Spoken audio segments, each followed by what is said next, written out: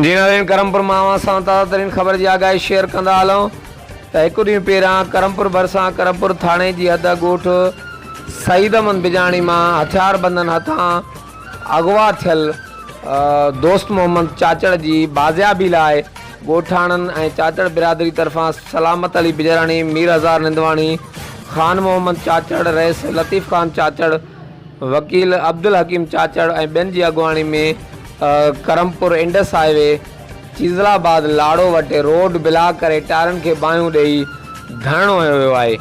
जी नाज़रीन, अवां सां आम ख़बर जी आगाही शेयर कंदा हलूं त हिकु ॾींहुं पहिरियां करमपुर भरिसां करमपुर थाणे जी हद ॻोठ शहीद अहमद बिजाणी मां मच्छी जे फार्म ते चौकी ॾींदड़ चौकीदार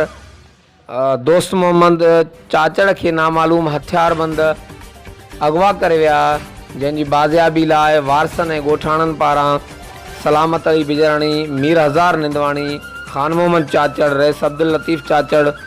वकील अब्दुल हकीम चाचड़ ऐं ॿियनि जी अॻुवाणी में करमपुर भरिसां इंडस हाईवे ते चीज़लाबाद लाड़ो वटि रोड ब्लॉक करे टायरनि खे बाहियूं ॾेई धरणो हयो वियो आहे। धरणे सबबि मुल्क जे चइनी सूबनि ॾांहुं ईंदड़ वेंदड़ ट्रैफ़िक रोड जे ॿिन्ही पासनि ॾांहुं बीहजी वई आहे। जी नाज़रीन, अवां सां आम ख़बर जी आगाही शेयर कंदा हलूं त मुग़वी नौजवान दोस्त मोहम्मद चाचड़ जी बाज़ियाबी लाइ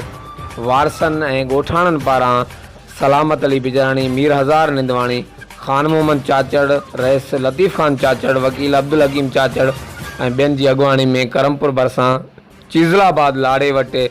रोड ब्लॉक करे टायरनि खे बाहियूं ॾेई इंडस हाईवे ते धरणो हयो आहे। हर वक़्तु आगाह रहण लाइ ॾिसंदा रहो JTN वेब न्यूज़।